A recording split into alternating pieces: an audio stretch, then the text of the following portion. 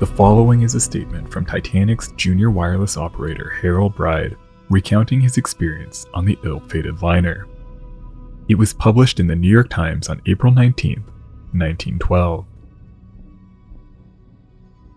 To begin at the beginning, I joined the Titanic at Belfast.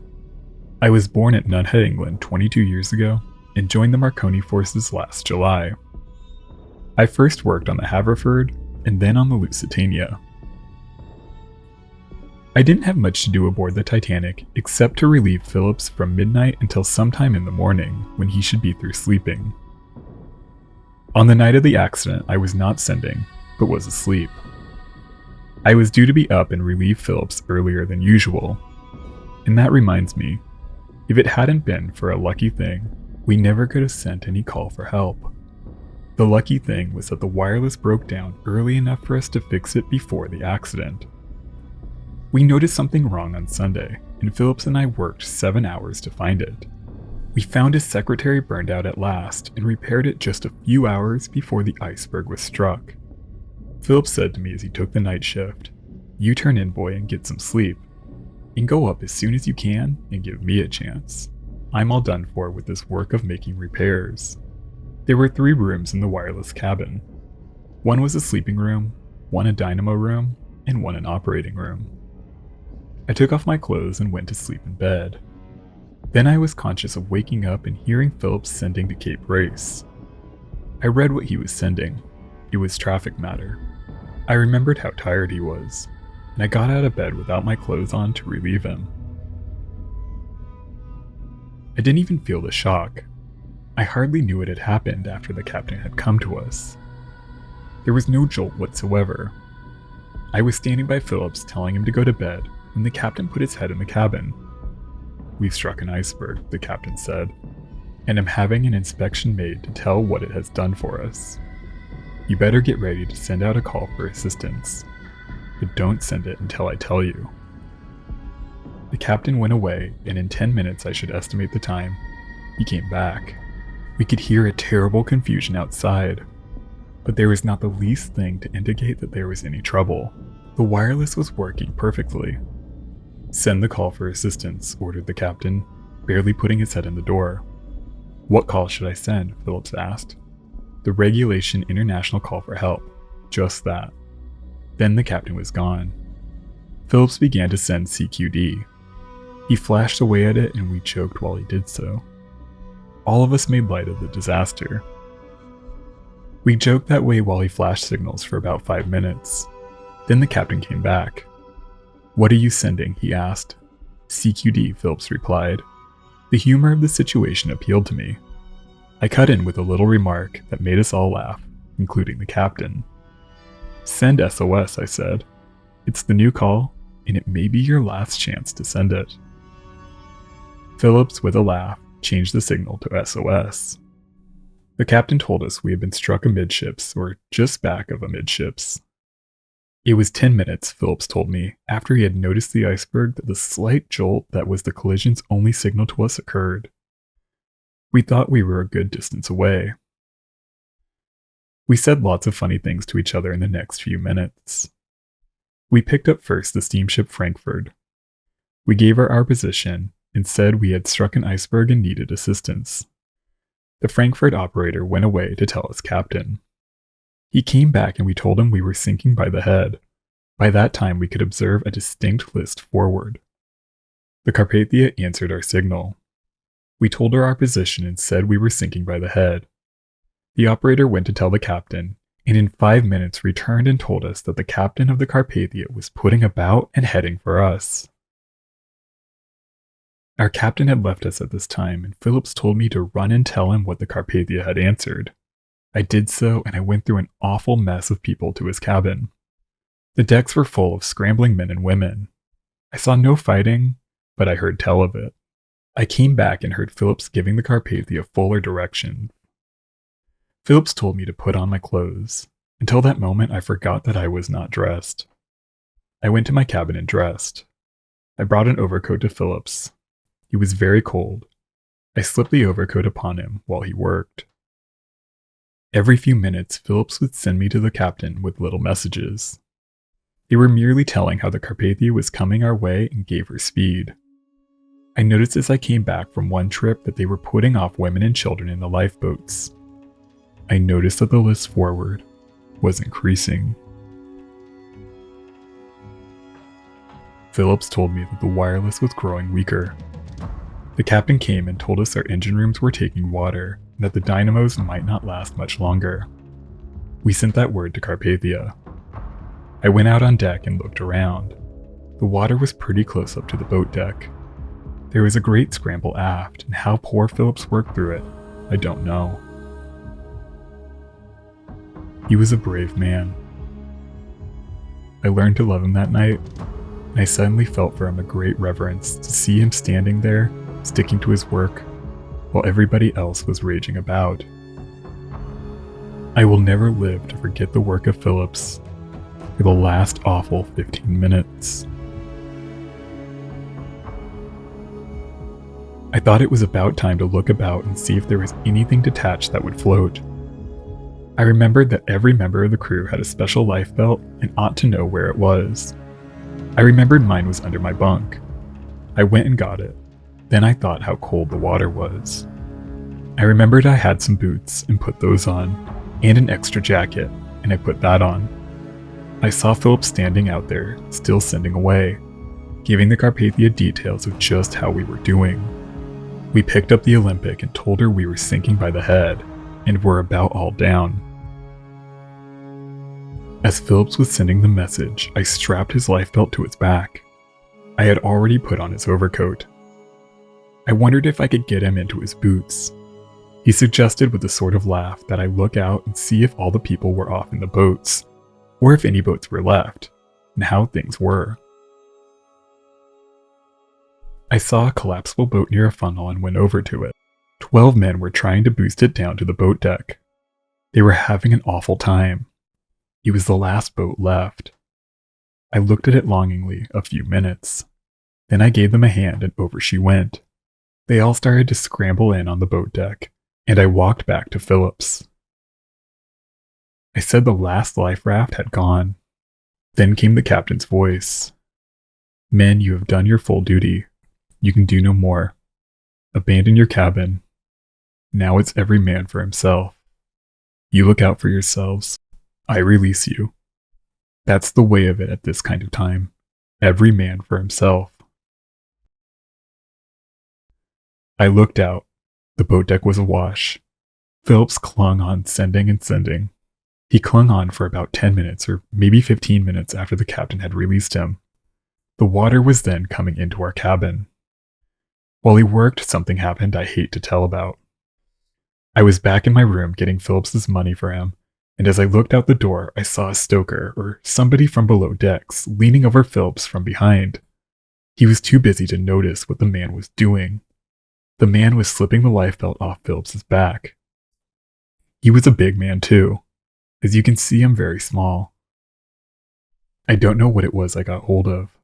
I remembered in a flash the way Phillips had clung on, how I had to fix the lifebelt in place because he was too busy to do it. I knew that man from below decks had his own lifebelt and should have known where to get it. I suddenly felt a passion not to let the man die a decent sailor's death. I wished he might have stretched rope or walked a plank. I did my duty. I hope I finished him. I don't know. We left him on the cabin floor of the wireless room, and he was not moving. From aft came the tunes of the band. It was a ragtime tune. I don't know what. Then there was Autumn. Phillips ran aft, and that was the last time I ever saw him alive. I went to the place I had seen the collapsible boat on the boat deck, and to my surprise I saw the boat and the men still trying to push it off. I guess there wasn't a sailor in the crowd. They couldn't do it. I went up to them and was just lending a hand when a large wave came awash of the deck. The big wave carried the boat off. I had hold of an oarlock and I went off with it. The next I knew I was in the boat. But that was not all. I was in the boat and the boat was upside down and I was under it. And I remember realizing I was wet through and that whatever happened I must not breathe, for I was underwater. I knew I had to fight for it, and I did. How I got out from under the boat, I do not know, but I felt a breath of air at last. There were men all around me, hundreds of them.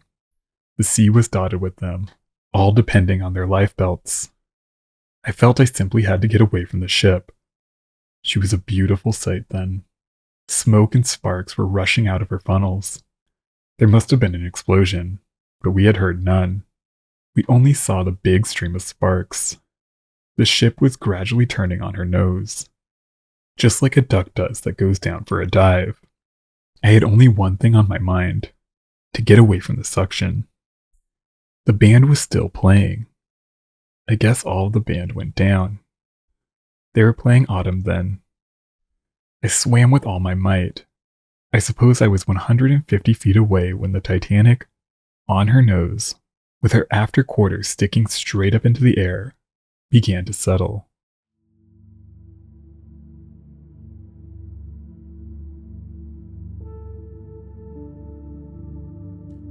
When the last waves washed over her rudder, there wasn't the least bit of suction I could feel.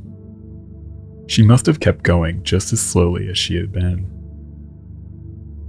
I forgot to mention that besides the Olympic and Carpathia, we spoke to some German boat. I don't know which, and told them how we were. We also spoke to the Baltic. I remembered those things as I began to figure out what ships would be coming toward us. I felt after a little while like sinking. I was very cold. I saw a boat of some kind near me and put all my strength into an effort to swim to it. It was hard work. I was all done when a hand reached out from the boat and pulled me aboard. It was our same collapsible. The same crowd was on it. There was just enough room for me to roll onto the edge. I lay there not caring what happened. Somebody sat on my legs. They were wedged in between slats and were being wrenched. I had not the heart to ask the man to move. It was a terrible sight all around. Men swimming and sinking. I lay where I was, letting the man wrench my feet out of shape. Others came near. Nobody gave them a hand. The bottom-up boat already had more men than it would hold, and it was sinking. At first, the larger waves splashed over my clothing. Then they began to splash over my head, and I had to breathe when I could. As we floated around on our capsized boat, and I kept straining my eyes for a ship's lights, somebody said, "Don't the rest of you think we ought to pray?" The man who made the suggestion asked what the religion of the others was. Each man called out his religion. One was Catholic, one was Methodist, one was Presbyterian. It was decided the most appropriate prayer for all was the Lord's Prayer. We spoke it over in chorus with the man who first suggested that we pray as the leader. Some splendid people saved us. They had a right-side-up boat and it was full to its capacity, yet they came up to us and loaded us all into it. I saw some lights off in the distance and knew a steamship was coming to our aid. I just lay and gasped when I could feel the pain in my feet.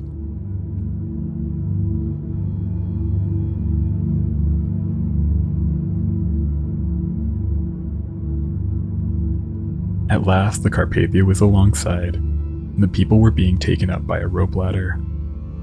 Our boat drew near, and one by one, the men were taken off. One man was dead. I passed him and went to the ladder, although my feet pained terribly. The dead man was Phillips. He had died on the raft from exposure and cold, I guess. He had been all in from work before the wreck came. He stood his ground until the crisis had passed, and then he collapsed, I guess. But I hardly thought that then. I didn't think much of anything. I tried the rope ladder. My feet pained terribly, but I got to the top and felt hands reaching out to me. The next I knew, a woman was leaning over me in a cabin, and I felt her hand waving back my hair and rubbing my face. I felt somebody at my feet and felt the warmth of a jolt of liquor. Somebody got me under the arms. Then I was hustled down below to the hospital. That was early in the day, I guess. I lay in the hospital until near night, and they told me the Carpathia's wireless man was getting queer, and would I help? After that, I was never out of the wireless room, so I don't know what happened among the passengers. I saw nothing of Mrs. Astor or any of them. I just worked wireless. The splutter never died down. I knew it soothed the hurt and felt like a tie to the world of friends and home. How could I then take news queries? Sometimes I let a newspaper ask a question and get a long string of stuff, asking for full particulars about everything. Whenever I started to take such a message, I thought of the poor people waiting for their messages to go, hoping for answers to them. I shut off the inquirers and sent my personal messages, and I feel I did the right thing. I was still sending my personal messages when Mr. Marconi and the Times reporter arrived to ask that I prepare this statement. There were maybe 100 left. I would like to send them all because I could rest easier if I knew all those messages had gone to the friends waiting for them. But an ambulance man is waiting with a stretcher, and I guess I've got to go with them. I hope my legs get better soon. The way the band kept playing was a noble thing. I heard it first while we were still working wireless when there was a ragtime tune for us. In the last I saw of the band, when I was floating out in the sea with my lifebelt on, it was still on deck playing Autumn. How they ever did it, I cannot imagine. That, and the way Phillips kept sending after the captain told him his life was his own, and to look out for himself, are the two things that stand out in my mind over all the rest.